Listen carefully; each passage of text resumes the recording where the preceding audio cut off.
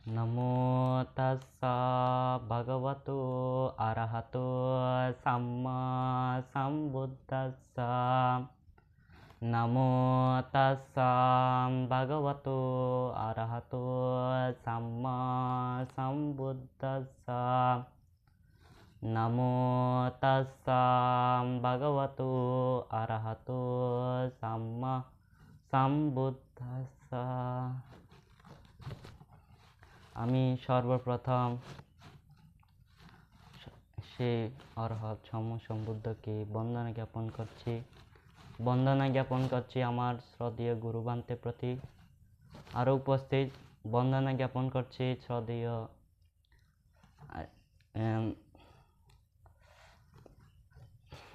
রতনানা বান্তেকে। আরও উপস্থিত আফ্রিকা থেকে দাম্মারাকিতা শ্রমণকে বন্দনা জ্ঞাপন করছি এবং এখানে উপস্থিত শ্রমণদেরকে আশীর্বাদ জ্ঞাপন করছি এবং দায়ক দায়িকাদেরকে আপন আশীর্বাদ জ্ঞাপন করছি। আমি সূত্র পিটকে অন্তর্গত ক্ষুদ্রক নিকায়ে অপ্রমবর্গ থেকে প্রথম গাথা থেকে তৃতীয় গাথা থেকে আমি একটা সংক্ষিপ্তভাবে দেশনা করব। বুদ্ধ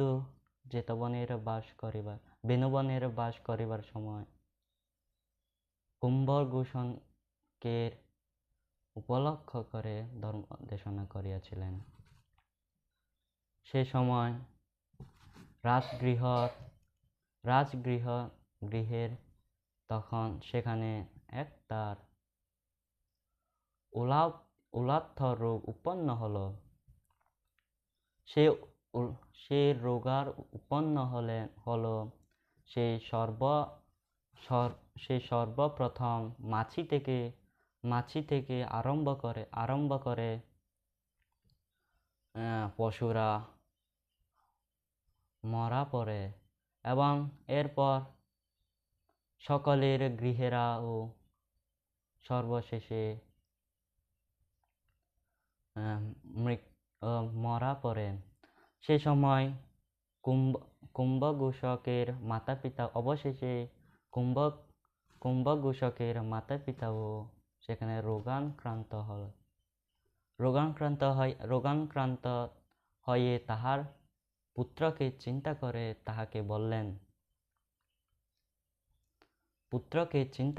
তাহাকে বললেন, বাবা, এর রোগ উৎপন্ন হলে যাহারা প্রাচীন ভাঙ্গিয়া পলায়ন করেন তাহারা একমাত্র বাঁচেন।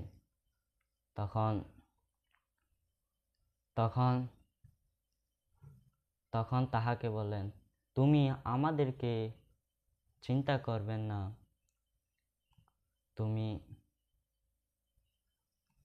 তুমি এই মুহূর্তে দেওয়াল ভাঙিয়া চলিয়ে যাও। তখন মা বললেন, তুমি ওইখান থেকে এসে এমুত জায়গা 40 লক্ষ কোটি মূলের নিদান ছিলে। সে সময় তিনি মাতা পিতা কথা শুনে কাঁদিতে কাঁদিতে দেওয়ার ভাঙ্গিয়া তিনি মৃত্যু ভয় করে তাড়াতাড়ি দেওয়ার চলে গেলেন। সেখানে দেওয়ার ভাঙ্গিয়া চলিয়া গেলেন।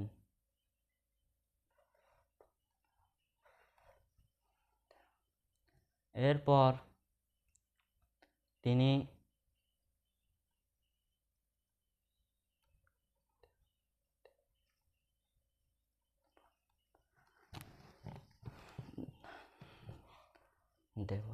তাকে স্মরণ করে তিনি চলিয়া গিয়ে চিন্তা করলেন, তিনি প্রায় 10 বছর যাবৎ তিনি বাইরে 12 বছর যাবৎ তিনি বাইরে বাস করিয়াছিলেন। তখন সে বাল্যকালে জীবনে চলে যাওয়ার পর তাহার থেকে এখন এখন দাড়ি ও চুল পেকে তাকে কেউ চিনতে পারল না। তখন সে চিন্তা করে ভাবলেন, কেউ আমাকে চিনে না। আমি যদি সেই ধন সম্পদ তুলে নিই, তাহলে লোকেরা যদি দেখে, তাহারা বলবেন দরিদ্র লোক একজন ধন সম্পত্তি চুরি করে, সেভাবে তাহাকে মারবে। এই চিন্তা করিয়া তিনি বললেন, আমি এখন যেমন আছি তেমন অনেক ভালো। দিনে এক খণ্ড কাপড় পরিধান করে সে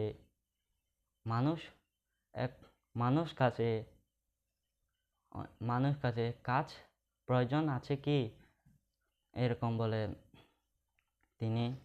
তখন পথের লোকেরা তাহাকে দেখে জিজ্ঞাসা করলেন, আমাদের কাছে একটা কাজ আছে, তুমি কি করতে পারবা? তখন সে বললেন, সে কি কাজ? মানুষকে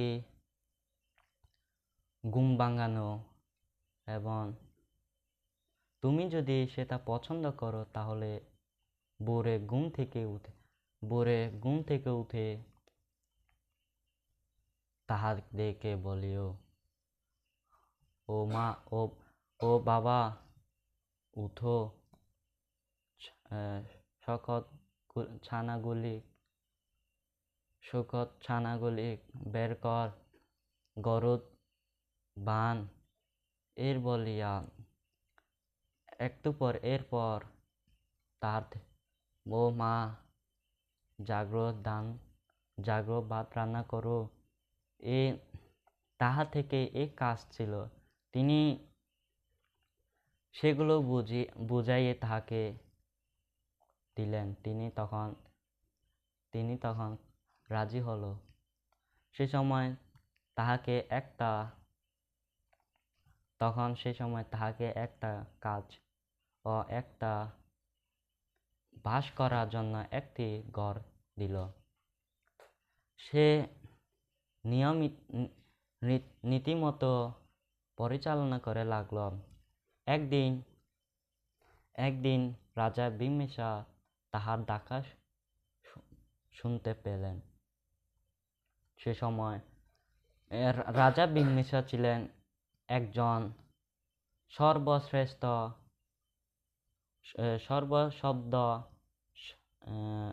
সর্বজ্ঞ। তখন তিনি চিন্তা করলেন,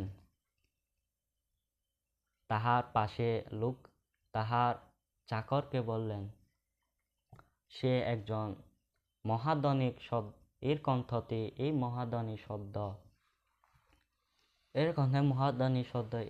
তখন চাকরকে বললেন,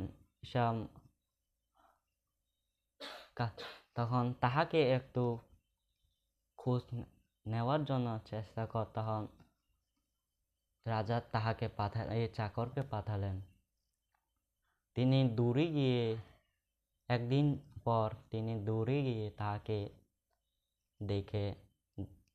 তাকে দেখল, তাহার সাথে কথা বলে তখন ফিরে এসে রাজাকে বলল, মহারাজ, সে একজন দরিদ্র ভদ্রলোক। সে এই গ্রামে তিনি কাজ করে, মানুষ সেবা করে। তিনি একজন দরিদ্র। তবে রাজা বিম্বিসার তিনি বিশ্বাস করত না তিনি একজন দরিদ্র লোক।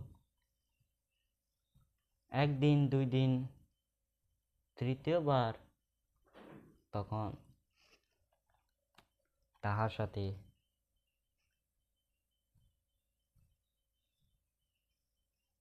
তাহার সম্পর্কে জিজ্ঞাসা করে থাকে, তখন সে রাজা ঘুম আসতো না। তখন একদিন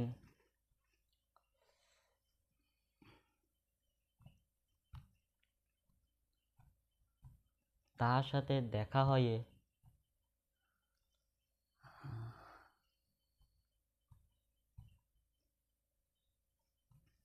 তখন বুদ্ধ এই উপদেশ দিলেন, একটা কথা এর জাতকে উপদেশ দিলেন,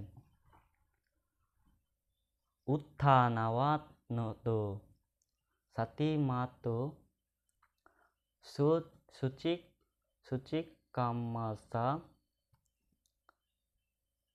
সুচিকাম্মাসা নিসাম্মা নিসাম্মাকা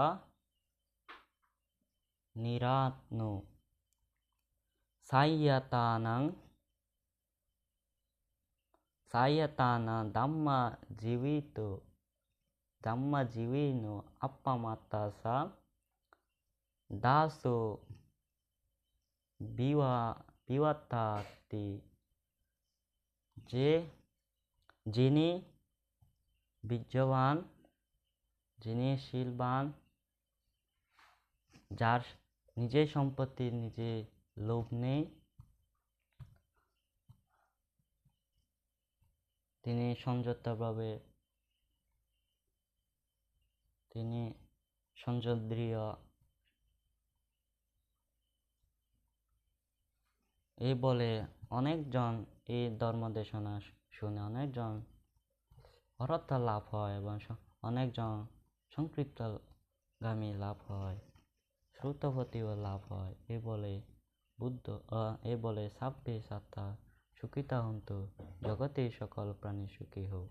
আমার আবারও বুদ্ধকে বন্দনা জ্ঞাপন করছি এবং আমার গুরুর প্রতি বন্দনা জ্ঞাপন করছে এবং উপস্থিত বান থেকে বন্দনা জ্ঞাপন করছে এবং শ্রমণকে বন্দনা জ্ঞাপন করছে এবং শ্রমণগণদেরকে আশীর্বাদ জ্ঞাপন করে এবং দায়িক দায়িকাদেরকে আশীর্বাদ জ্ঞাপন করছে।